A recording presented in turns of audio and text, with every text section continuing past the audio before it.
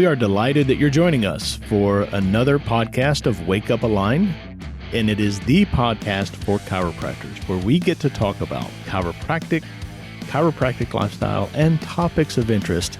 You can contact us through our email, and that is mailbag@amcfamily.com. Welcome back to another episode of Wake Up Aligned. I am Tom Owen, president of AMC, or Aligned as it's known. I got a really great episode for you today.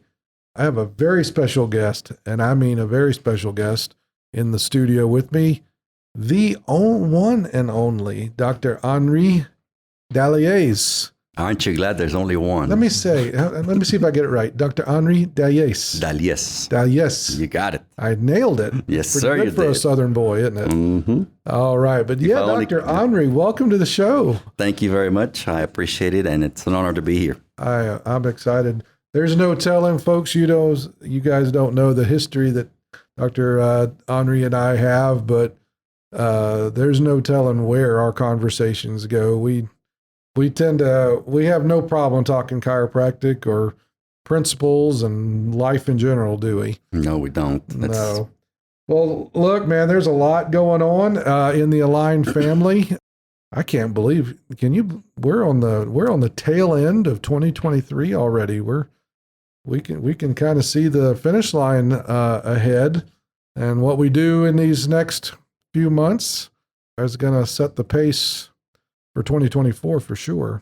He sure will, Tom. Yeah. And, they always talk about whatever happens today is whatever you planned 90 days ago.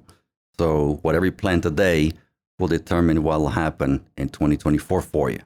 And so, but since we're talking dates, I just wanted to give you a little heads up. This month marks my 25th anniversary with AMC. So some people would say this guy is either dense or is he still learning? I guess it's both. But yes, you hear something and you have to digest a little bit. And then you hear something else and you digest a little bit more. Then you hear the same thing and you digest it, but differently, until you start getting the pieces of the puzzle together, until the whole puzzle starts making sense. That's when you start having fun in practice, in your life, at home, with your friends. And this is why every time I come to AMC, I think I want to help other people, but I end up being helped every single time. And so thank you for that. That's all I can say. Yeah, well, you just said either dense or you're on to something, right? And it's more the latter. Some people would disagree, but well, anyway. I'm not talking to your wife, Roxana. I'm talking in general what we see. But, if I'm not mistaken, 25 years, that's in another way of describing that's a quarter of a century. You and I have been hanging out together. But true, just recently you had the biggest month in your practicing career? Just a few months ago. Yeah, a few months ago we did. And how would it be that we're still growing, green and growing, wrapping and rotting? I'd rather be the first. And so we keep looking for ways to keep polishing the stone so we can keep learning and what's the bottom line behind this learning business? It's all about how can I help somebody better than the way I did it before? Every adjustment should be better than the one before. Every patient you see should be better than the patient you just saw. But you have to have the tools to do it with. What you learned very early was you chose to start digging. So most people just kind of scrape the surface, and they tend to, and that's kind of in life in general, isn't it? Most people, they move from one area to the next, and they never really commit, and they really never dig down deep. They just take the surface knowledge, take what they can eat quick, and they move on to the next buffet. And that's not what you've done. And you're still pulling gems out and still learning. So yeah, that is a truth, that you're either green and growing or you're ripe and rotting. most people don't want to stay humble enough to keep holding themselves accountable to grow. Because when you're growing, you're stretching. It's another way of looking at it. You know, if you're ripe and rotting, you're hanging on the vine, and eventually you fall off the vine. And that's what happens to business. When you don't have the foot on the accelerator, most businesses are going to falter, or at least pull back in the RPMs. And I don't even want to start talking RPMs with you. This guy, he and I ride motorcycles a lot together. And I say we ride together. I see Dr. Dallies when we first take off from the starting line, and then I see him whenever I catch up to him 5 miles later. No, you're the one who taught me how to ride. Anyhow, whatever. Hey, listen, I got a shout out before we're already just diving into good stuff. But I got a shout out. A good friend of yours, Dr. Ed Rack. Oh yes, he's a good one. Yeah, he is.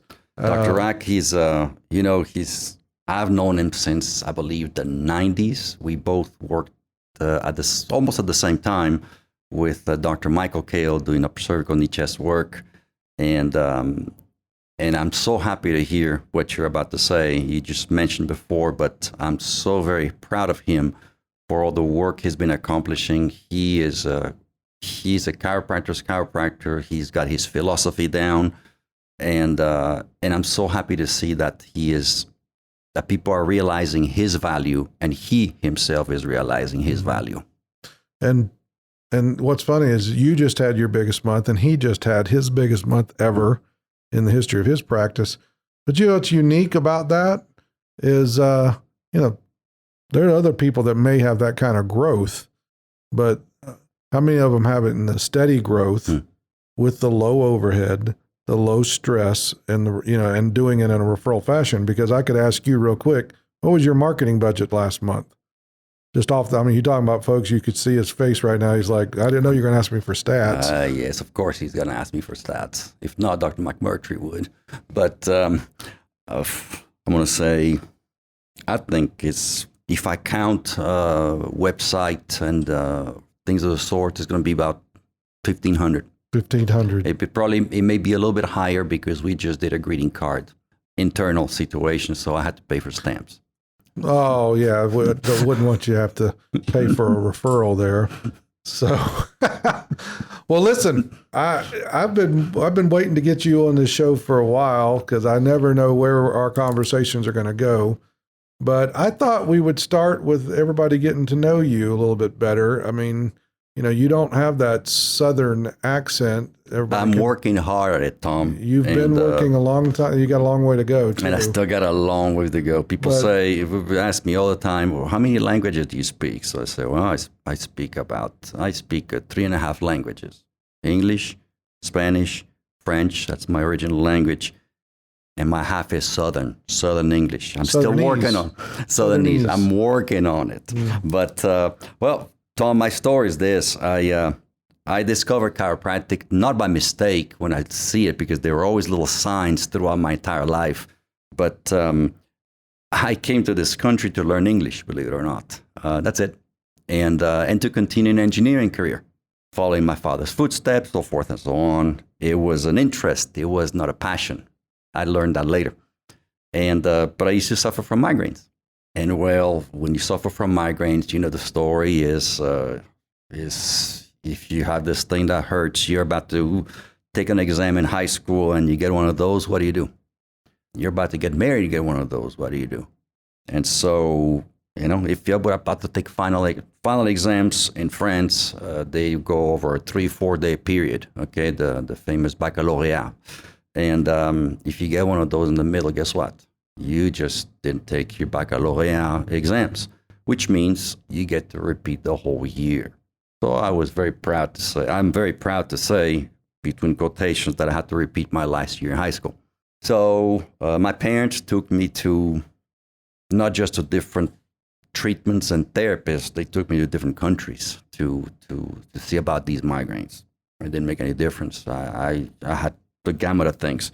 So, but I came to this country, learned English, whatever, etc., and engineering. I had my personal pharmacy in my dorm. I knew how to mix and match meds real good. One day, lo and behold, I hear about this chiropractic migraine chiropractic. I don't know how to spell the thing, but curiosity killed the cat. I go see this chiropractor who, lo and behold, she does some kind of instrument tests on my neck. She takes films of my neck, and then, by golly, she meshes on my neck. And I'm going, lady, what'd you do? And but 3 months later, I hadn't had an episode. Now, you have to understand, my weeks since I was 10 years old were always 6 days, never 7. Because one of those, I had a migraine. And so if you understand migraine, some people get help with cold, some people get with hot. My parents used to wake up at 3 o'clock in the morning hearing the shower going on. I was underneath it like this with a thing as hot as I could take, because it would ease the pain just a little. So if the headache happened on a Saturday, well, guess what? I lost half of my weekend. But if it happened on a Tuesday, I missed class. So 3 months I should have had a dozen episodes in 3 months. I'm going back and saying, lady, what did you do? I'm ready to marry you now. I was so ecstatic. And I was so intrigued at the same time. How come this lady figured out in 3 days what 11 years of technology had not? You do the math. Age 10 to age 21 for my first adjustment. All right? 1 migraine a week for 52 weeks a year, 11 years. I lost 1.5 years of my life. Essentially is what I did. And I regained that. I was intrigued. And so I started inquiring more and more about it. And within less than a year, I changed careers. But that was not the whole story. At first, it was, I go to chiropractic school. And I'm going, I have no clue what these people do. I know that just with their hand, they help people. I love that idea. So I went to different techniques, whatever, this, that, the other, and I could not figure out. It didn't have anything to back up what was being said about you need to adjust this way, you need to adjust that way, this, that, the other, until I fell in line with upper cervical work. And I'm not saying you should follow upper cervical work unless it fits you. To me, it did. And so I wanted to learn from the best, and at the time, to be the best was Dr. Michael Kale. And upon graduation, I ended up working with him for about 8 years. I learned a lot for the band. I mean, I learned a lot. I knew how to adjust. I knew how to get sick people well, and not just your good old neck pain and back pain and headache, but we're talking people with diabetes. And it's funny because this lady comes in with sugar levels of 240 something. And we spent hours looking at these films, and finally we go back. Dr. Kill adjusts this lady, and within 5 days, sugar levels are down to 120s. And I'm going, really? Really? And many stories. I can tell you many stories like that. But the one story that I didn't get during those 8 years is, okay, I know how to help sick people get well, and that's awesome. It's great, this, that, the other. But I don't know how to run a practice. I don't know how to manage people. I don't know how to manage patients. And certainly I don't know how to manage staff.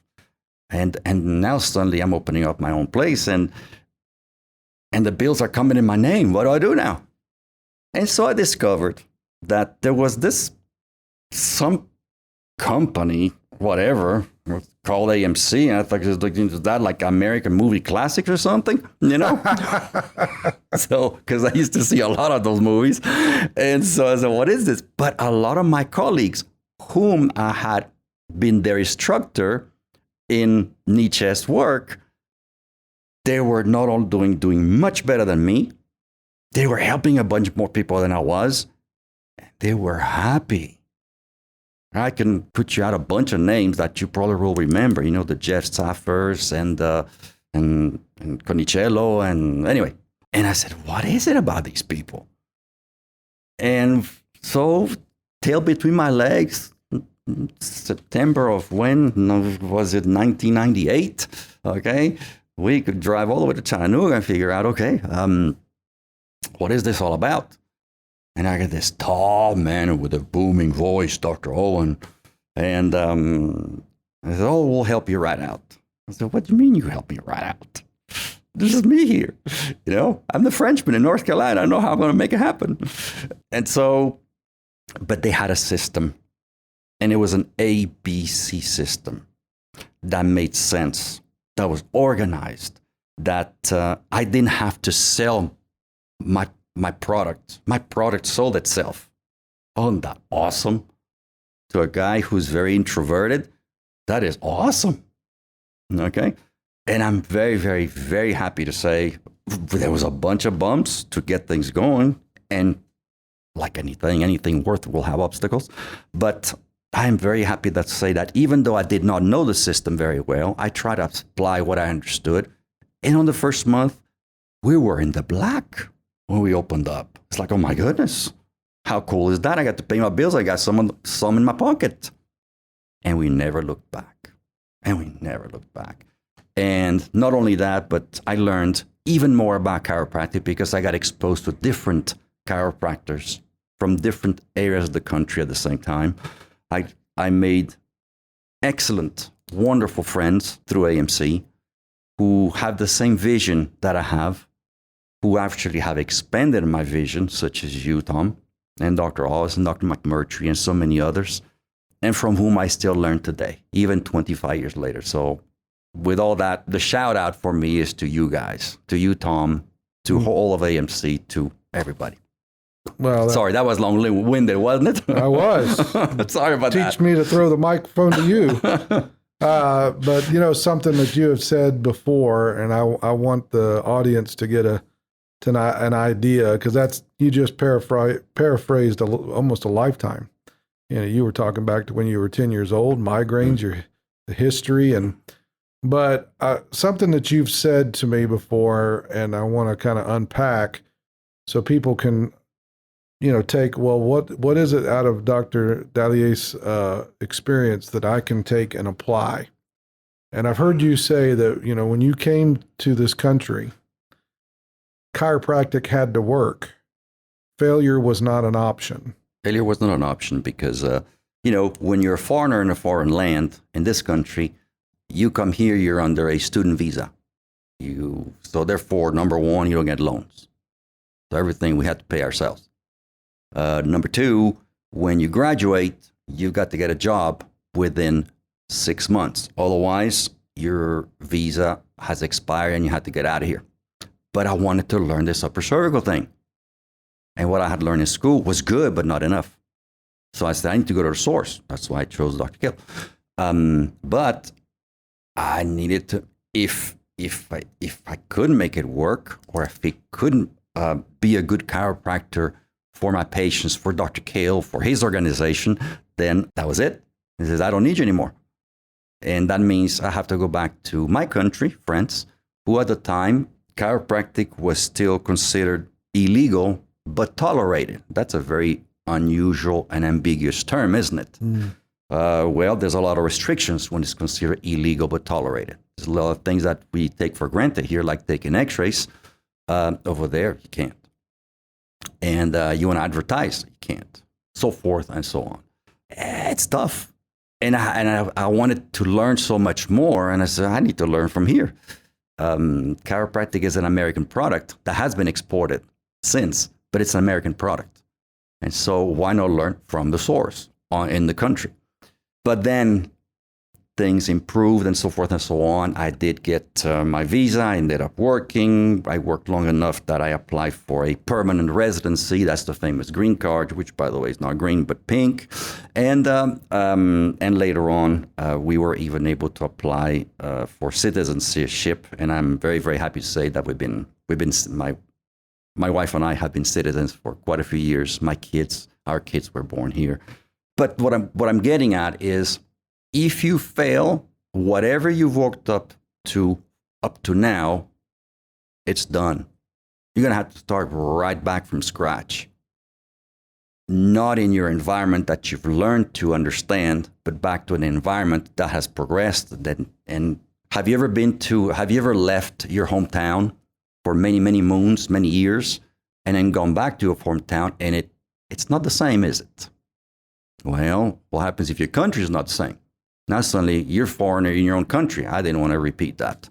So to me, it was not an option. And not only that, but I fell in love with the South and I fell in love with North Carolina. They call it God's country in the Hendersonville area. Well, I agree and I want to be there. So, and if chiropractic is my vehicle, let's do it. Well, we helped when we picked that market, Hendersonville. If I remember, Christy Reese, my sister, made her way over there and picked that location with you. And all these years later, you're still there. But when your failure wasn't an option, there was the one component of being a foreigner, as you say, and being a French-speaking chiropractor in Hendersonville, North Carolina. Yes, it comes with its challenges. But you also already had a wife and family when you rolled the dice and opened that practice in Hendersonville, right? Wife and 2 kids. So we were not only committed, we had to be committed. See, that was the word I was trying to get to. When you say failure is not an option, and it's the word commitment, right? You never flinched. You showed up for duties from the first time I ever met you. What's funny is, the thousands of doctors that I have, worked with, personalized, game planned and such. I actually remember mine and your first game plan. You probably don't remember it, but it was in the big meeting room, ballroom in the Reed House in downtown Chattanooga. And you were sitting there, and Roxana was sitting there, and she had at least one of your kids in a stroller.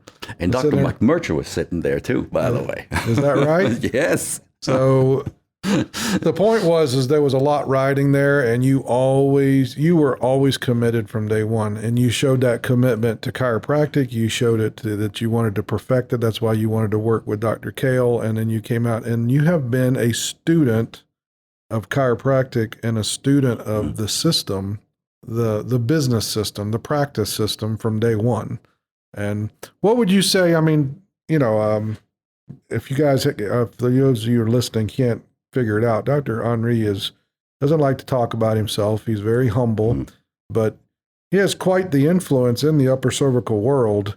And you host a lot of students from Sherman in your office, correct? Yeah, I do. And because we practice only about 45 minutes from Sherman College, and there's a very strong upper cervical influence at Sherman, and many of them seem to be interested in the technique that I practice, knee, chest, upper cervical, and they needed a bit more guidance as well, just like I did. So I said, how about pay it forward, so to speak? So initially, we've had some students come up and just train in the technique for maybe 2-3 hours every other week. Then I started going down to Sherman at their club and train and just give my take, and whatever they are. I noticed that they're weak in. If we can help them strengthen that, I think it's awesome, because it helps them start from a technique point of view much better the moment they graduate. So my question to you is, 25 years ago, 35 years ago from when you came to this country, right? What do you think is different from the mindset that you had going in from day one, and compared to what you're seeing in the students or the graduates that are coming out of school? Because you see a lot of them. You've seen a lot inside of AMC over the years. You've got your own influence in the upper cervical world. What do you think? What would be your advice to these students that are coming out, and how do they compare in a level of, and I'm going to use that word, commitment to their processes? I know I may make some students and recent graduates a bit unhappy, but I can say 20 years ago, we saw people who wanted to help others, who were not afraid to put in 50, 60, 70-hour weeks to bring their office to level and make it take off. Today, it's I have the diploma, I have arrived. And I'm going to go back to I keep talking about that all the time. When you open up your office, you got to have 2 techniques. First, you better have a very good technique, and you have chiropractic technique, And not only that, I don't care whether it's upper cervical, whether it's Gonstead, whether it's Thompson, or diversified. Diversified, I think, can be extremely specific if you apply it properly. But the trick is be the best at your chiropractic technique in your town, in your county, in your state. People want to come to see you because you're good. But that is unfortunately not enough. And you have to have a second technique, which is your business technique, your patient interaction technique, your staff interaction technique, your management. If you are good at adjusting people, but you don't know how to run a practice, good luck to you. And if you're, unfortunately, we see, at least we used to, outside of AMC, see a lot of successful chiropractors who were not particularly very good adjusters, but they had very good management skills. Well, that is great for them, but not great for the profession. My take is, what if you can have both? You're good at your technique and you're good at management skills. Not only will it be a win-win for you, for your patient, but for the profession as well. I think chiropractic benefits in the long run. It puts value into what we do. It puts respect into what we do. And you've got to have that.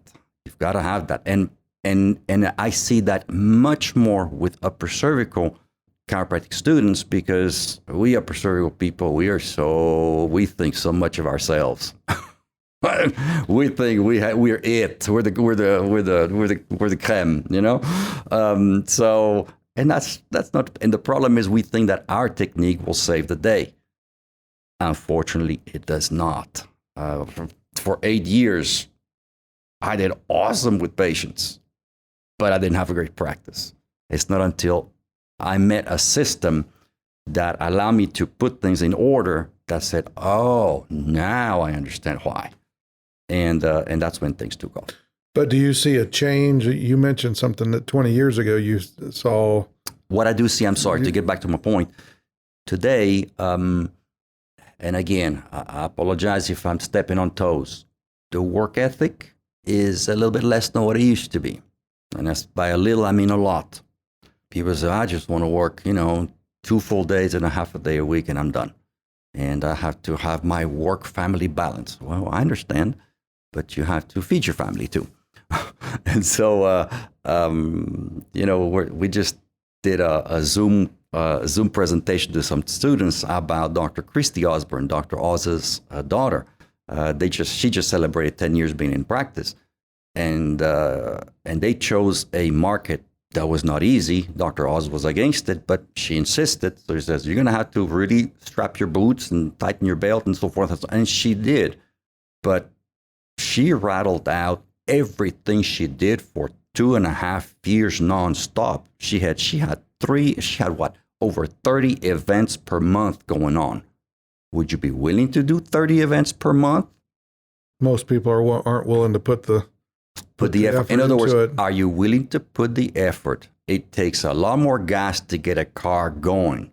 It's easier once the car has gotten up to speed, but you have to get the car going. That's true, but you don't want to confuse motion with progress. Very true. Right? Blessed are those that go in circles, for they shall be called wheels. There you go. And I'm not interested in spinning my wheels. So, over my time, I've seen there's a lot of people out there that if it doesn't do you any good to go out and do 30 events, if there's not an application to those processes for those when they come in, that you build a sustainable practice. Because the one thing I've seen over the years, further and further we've gotten away.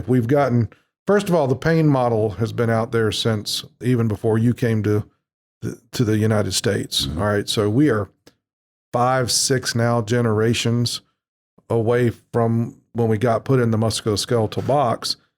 But you know what? There was still a sustainability even in that pain model when we had a different identity and value level as practitioners. So when you talk, when I was listening to you, I know where you came from in the Kale world. That was one thing that, we talk about sitting there with Roxana and the kid, and that was one thing I didn't have to work on in you.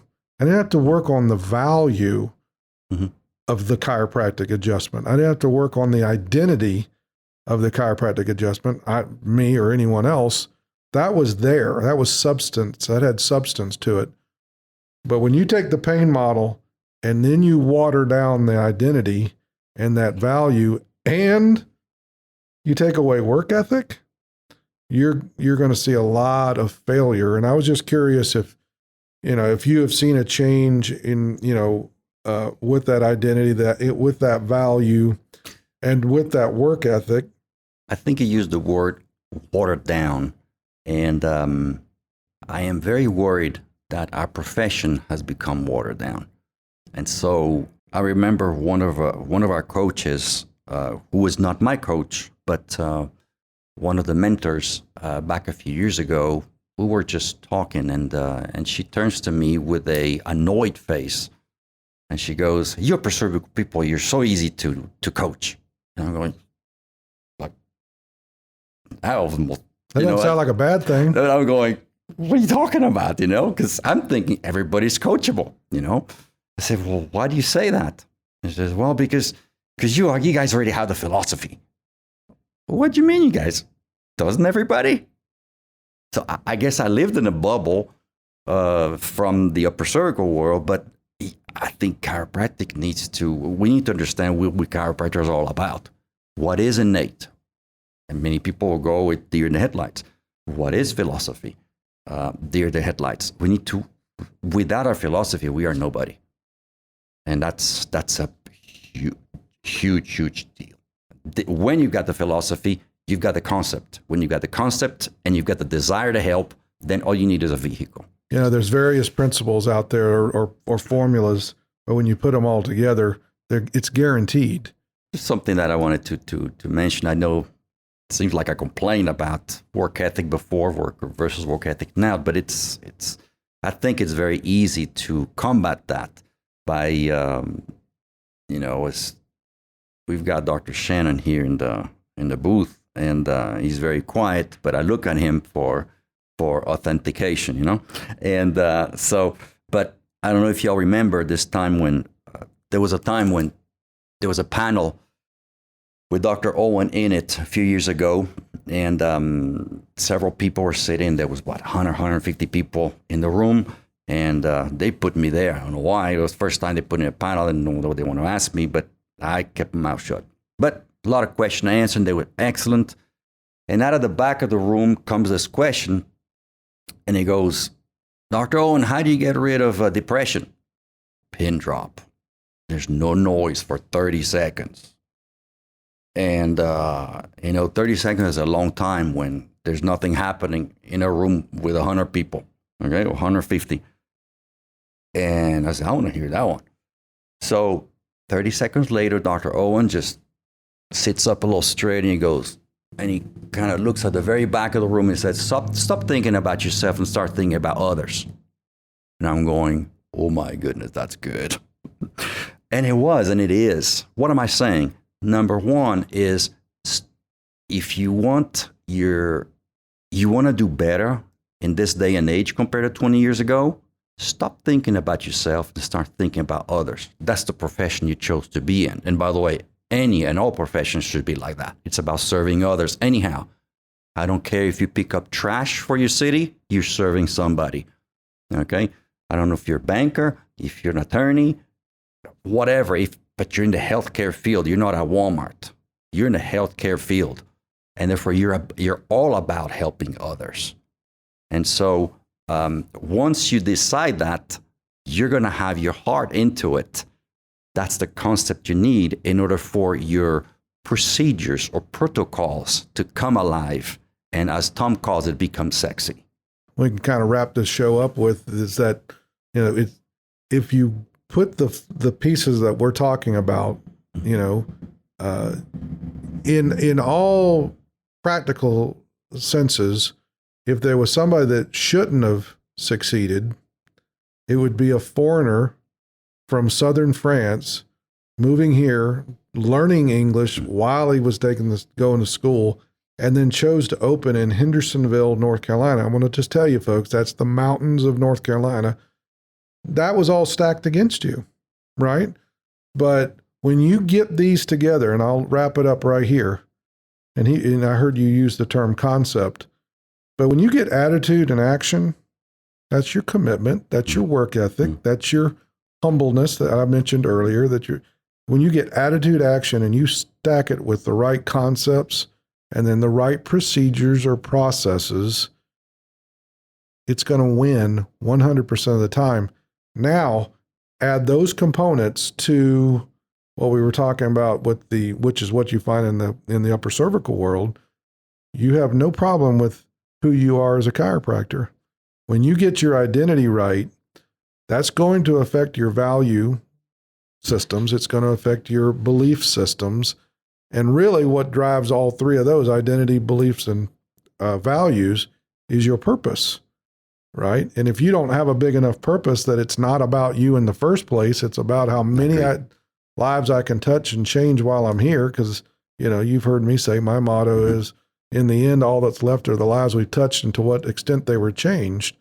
So, Dr. Dallies is the walking example of when you have the right value and the right identity, and then you apply the right attitude and actions with the concepts and procedures, it's 100% track record. 100% track record. So I really appreciate you joining me today. And I appreciate being here. And you never know. So you never know what's going to come out, but I hope everyone enjoyed this show, got something, because ultimately it's about being inspired, empowered, motivated. And I'm more motivated by just hearing that story and where you came from and really what we still have to offer. Because the sky's the limit. If we could just get these young chiropractors to tune into that identity, value, beliefs, plug it in with the right system, and any chiropractor is going to be successful, because there's more than enough market out there, folks.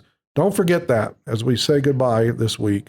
Don't forget, you're one of about 38 to 39,000 practicing chiropractors out of 330 million that have any inkling of an idea of what we just talked about today on today's show.